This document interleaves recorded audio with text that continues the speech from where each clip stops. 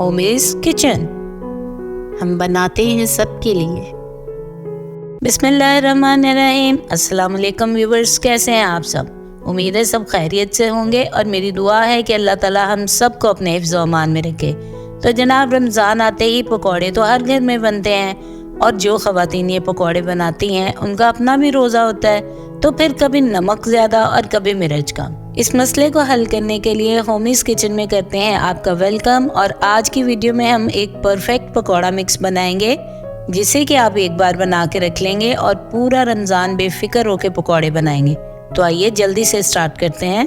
तो इसके लिए यहाँ पे मैंने ले लिया है आधा किलो बेसन। बेसन आपने अच्छी क्वालिटी का लेना है, अच्छी जगह से लेना है और बेसन को छानना बहुत ज़रूरी है। यहाँ पे मैंने भी बेसन को अच्छी तरह से छान लिया है। अब आधा किलो बेसन के हिसाब से हम इसमें डालेंगे 2 टेबलस्पून सुरख मिर्च, 1.5 टेबलस्पून इसमें कुटी हुई लाल मिर्च जाएगी, 1 टेबलस्पून गरम मसाला, हाफ टी स्पून अजवाइन, 1.5 टेबलस्पून नमक। यहाँ पे मैंने 3 टेबलस्पून कसूरी मेथी ली है, उसको साफ करके छान के वो डाल दिया है। यहाँ पे 4 चम्मच है कुटा हुआ जीरा और साबुत धनिया। इनको पहले मैंने ड्राई रोस्ट किया, फिर इनको मोटा मोटा कूट लिया है। 2 चम्मच जीरा, 2 चम्मच सूखा धनिया वो इसमें जाएगा। हाफ टी स्पून हल्दी, ये कलर के लिए है और वैसे भी हल्दी आपको पता है बहुत फ़ायदेमंद है। और 2 टीस्पून हम इसमें डाल देंगे चाट मसाला। चाट मसाले का 1 चम्मच आप और भी बढ़ा सकते हैं, लेकिन मैंने यहाँ पे 2 टीस्पून डाला है। ठीक है, अब आप जगाएंगे अपने हाथों का जादू।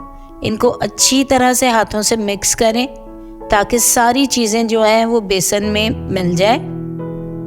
आपने इसको 4-5 मिनट के लिए अच्छी तरह इस तरह मिक्स करते जाना है। तब तक आप जल्दी से चैनल को कर लें सब्सक्राइब और साथ में लगे हुए बेल आइकन को प्रेस कर दें ताकि आने वाली हर वीडियो का नोटिफिकेशन आपको मिल सके। यहाँ पे जी आपका पकौड़ा मिक्स तो हो गया है रेडी। अब हम एक एयर टाइट जार लेंगे।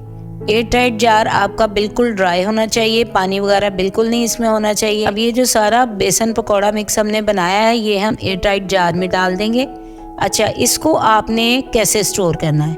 आपने इसमें मैं डाल दिया बेसन, इसको अच्छी तरह से बंद करें और इसको हम रखेंगे फ्रिज में। फ्रिज में इसलिए रखेंगे कि फिर इसमें कोई भी कीड़ा वगैरह नहीं लगेगा और आपका बेसन 1-2 महीने के लिए बिल्कुल सही इस्तेमाल के काबिल रहेगा। इसी तरह से आपने अगर सूजी और मैदे को भी सेव करना है तो वो भी आप एयर टाइट जार्स में डाल के तो फ्रिज में रखा करें, उससे कीड़ा नहीं लगता।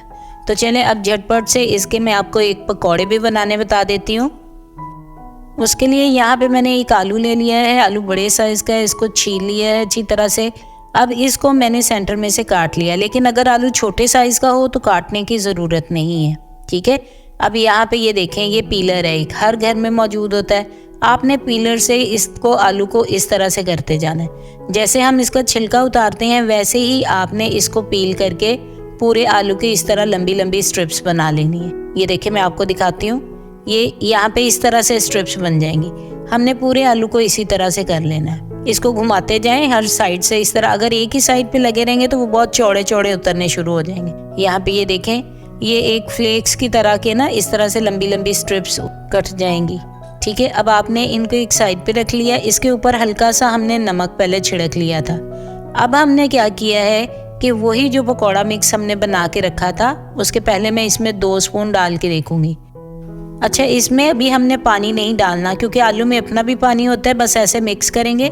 ये देखो मैंने मिक्स किया है इसको, तो पानी जो आलू के अंदर ही मौजूद था उसकी वजह से ही ये बिल्कुल परफेक्ट बैटर बन गया है। यहाँ पे बैटर इसका रेडी है, मैं आपको दिखा देती हूँ। मैंने इसमें पानी नहीं डाला, लेकिन अगर आपको फील हो कि ये ज्यादा ड्राई है तो हल्का सा पानी का छींटा लगा सकते हैं। अब दूसरी तरफ पैन में हमने ऑयल गर्म कर लिया था, तो इस तरह से हाथों की मदद से इनके पकौड़े डालेंगे। पकौड़े मैं तो आपको यही कहूँगी कि हाथ से बनाया करें क्योंकि वो बहुत अच्छी एक शेप आती है और जैसे हम बाज़ार से ख़रीदते हैं उसी तरह के पकौड़े बन जाते हैं। ये देखें यहाँ पे इस तरह सारे इसमें मैं पैन में पकौड़े डाल दूँगी।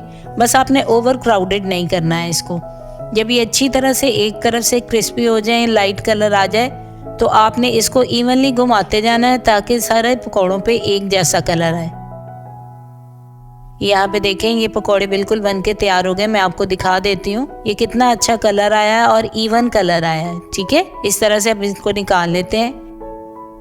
यहाँ पे ये देखें ये कितने अच्छे पकौड़े बनके तैयार हुए हैं। लेकिन अगर यही आप स्पून से बनाते ना तो इनकी ये शेप ना आती, इस तरह से वो ना बनते।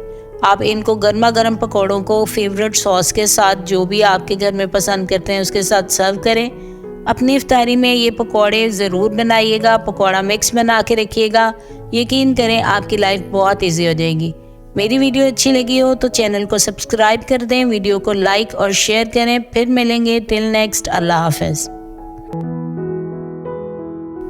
होम इज़ किचन, हम बनाते हैं सबके लिए।